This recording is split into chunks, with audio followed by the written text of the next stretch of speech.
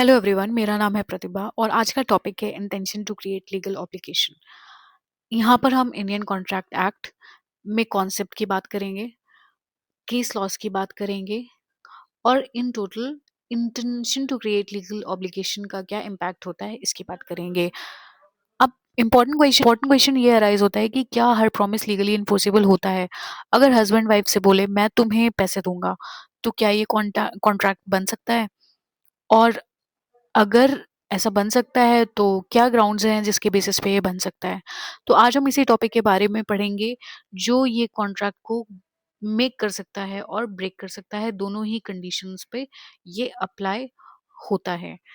तो स्टार्ट करते हैं topic. Guys, Indian contract act 1872 में intention to create legal obligation explicitly नहीं दिया हुआ है, लेकिन इंग्लिश लॉ इस कॉन्ट्रैक्ट को एसेंशियल मानता है। इसको कॉन्ट्रैक्ट का एसेंशियल मानता है और इंडिया में भी इसे कुछ केस के डिसीजंस के थ्रू इम्पोर्टेंट कंसीडर किया गया है, या मान लीजिए आप बेसिस कंसीडर किया गया है for creation of a contract. अब बात करते हैं कि अगर इंटेंशन है तो इसको हम असेस कैसे करेंगे। तो असेस करने के लिए बेसिकली हम कहेंगे कि हमने अभी तक जितना भी कॉन्ट्रैक्ट पढ़ा उसमें हमने देखा कि कॉन्ट्रैक्ट को हम राइटिंग में लिख सकते हैं, कर सकते हैं, और दूसरा हम ओरल भी कर सकते हैं। ठीक है। तो जब हम राइटिंग की बात करते हैं तो हम उसका इंटेंशन असेस करने के लिए हम रिटन एग्रीमेंट के पास जा सकते हैं, या कोर्ट रिटन एग्रीमेंट देखती है। दूसरा, अगर ओरल है तो हम सराउंडिंग सर्कमस्टांसेस को भी कंसीडर करते हैं, राइट। और कोर्ट के पास क्या होता है कि वो पार्टीज के वर्ड्स को, कंडक्ट को और सर्कमस्टांसेस, इन तीनों चीज़ों को ऑल टुगेदर एसेस करती है। Then it comes to any conclusion. Parties के मन की बात को कंसीडर नहीं किया जाता कि पार्टीज बेसिकली क्या चाहती हैं। अब सिंस हमने देखा कि ये किसी सेक्शन का पार्ट नहीं है इंडियन कॉन्ट्रैक्ट एक्ट में, तो हम इसके बारे में स्टडी कैसे करेंगे? तो इसकी स्टडी मेनली हमारी कॉमन लॉ के केस लॉज के थ्रू होती है। तो केस लॉज की हम स्टडी करेंगे जिसके बेसिस पे हम इस टॉपिक को और डीपली समझेंगे।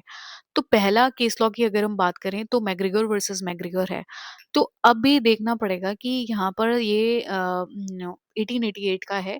इम्पॉर्टेंट ये है कि जो भी इसमें केस लॉज हैं, केस लॉज के जो भी इसमें ईयर मेंशन है, वो सारे ईयर अलोंग विद डिसीजंस बहुत ही पर्टिनेंट है फॉर एनी एग्जाम। आपका कॉम्पिटिटिव एग्जाम हो या फिर आपका एलएलएम का कॉम्पिटिटिव एग्जाम हो, जुडिशरी का कॉम्पिटिटिव एग्जाम हो, सेमेस्टर एग्जाम हो, उसमें भी आप मेंशन करोगे तो you will get a plus point in semester exams also.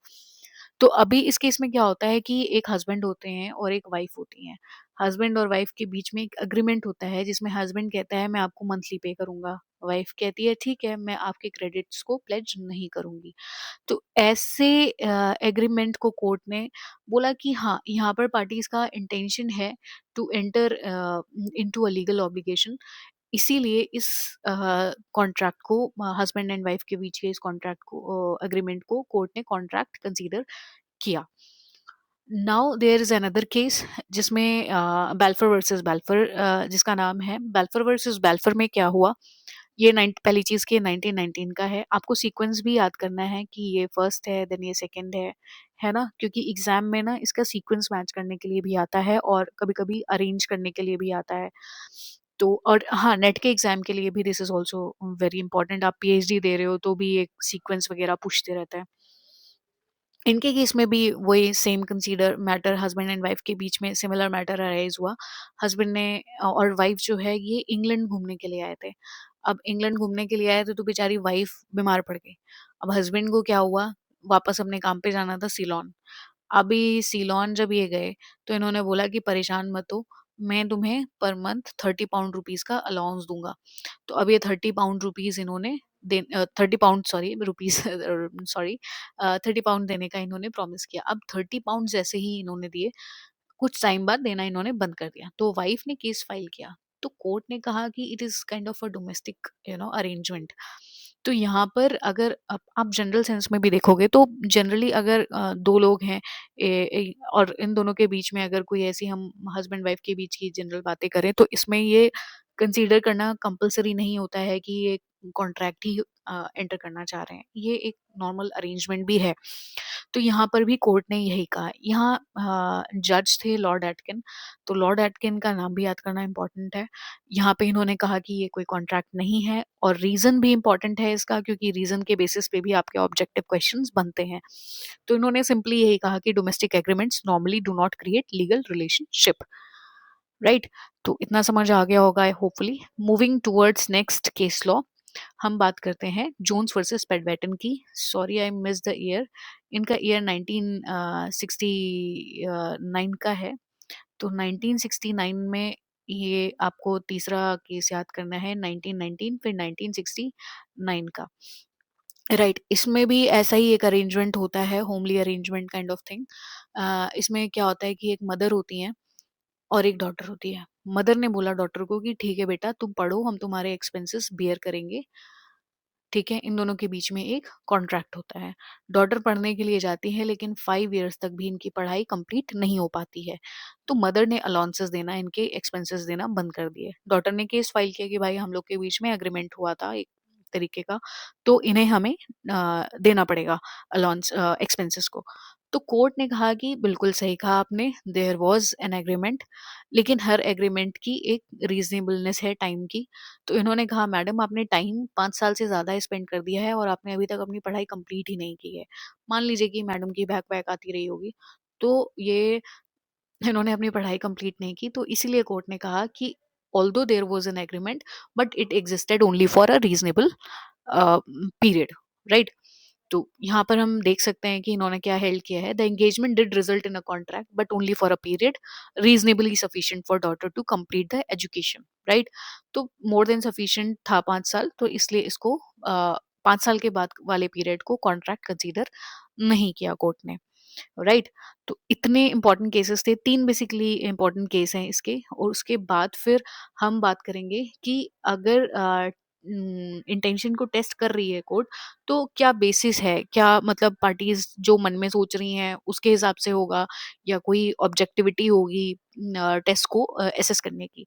तो यहाँ पर है टेस्ट ऑफ कॉन्ट्रेक्चुअल इंटेंशन, ये आपका प्री का, किसी भी नेट का, पीएचडी का, कहीं का भी आपका जुडिशरी का एग्जाम के लिए ये आंसर इंपॉर्टेंट है कि the test of contractual intention is objective and not subjective. इसका ये मतलब हो गया कि यहाँ पर जो कोर्ट्स है ये नहीं देखेंगी कि पार्टीज क्या सोच रही हैं, बल्कि ये देखती है कि रीजनेबल पर्सन क्या समझेगा इस पर्टिकुलर सिचुएशन में, उसी के बेसिस पे डिसीजन दिया जाता है, राइट। तो होपफुली इतना समझ में आ गया होगा। अब हम एक बार क्विक रिव्यू करते हैं अपने इस वीडियो का। तो यहाँ पर हाँ, before moving towards another section, हम आपको बताना चाहते हैं कि 2 और केसेस बहुत इंपॉर्टेंट हैं।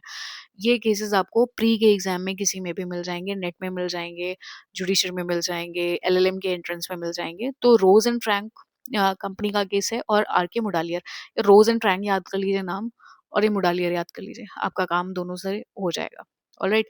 तो 5 केसेस हैं, 3 आपके किसी भी मेंस के लिए या सेमेस्टर एग्जाम के लिए हो जाएंगे, और ये 2 आपके इंक्लूडिंग दोज 3 ये आपके ऑब्जेक्टिव क्वेश्चंस के लिए हो जाएंगे, राइट। तो अभी तक हमने क्या-क्या देखा, एक क्विक रिव्यू करते हैं। तो पहला है, हमने intention is essential for contract, ये देखा।